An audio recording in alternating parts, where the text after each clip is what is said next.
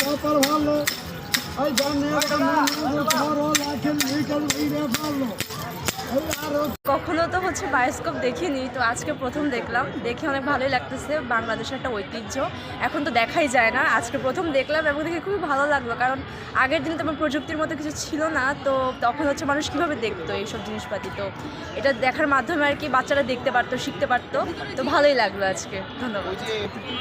এখানে মূলত দেখলাম এই যে আমাদের যে বিভিন্ন হচ্ছে সংস্কৃতিগুলো আছে, যেমন আমাদের বিভিন্ন লোককথার গল্প, তারপর হচ্ছে আমাদের যে কবি কাজী নজরুল ইসলাম উনি, তারপর হচ্ছে বিভিন্ন মসজিদ, আমাদের যে কী বলবো ধর্মীয় যে আমাদের অনুভূতিটা সেগুলো ছিল এবং খুবই ভালো লাগলো, অনুভূতি খুবই সুন্দর ছিল এরকম।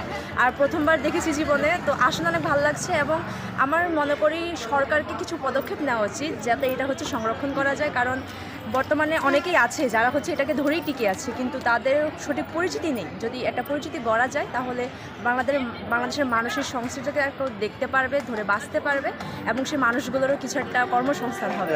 তো এটাই আশা কামনা থাকবে যে যাতে সরকার কোনো একটা হচ্ছে পদক্ষেপ নেয়।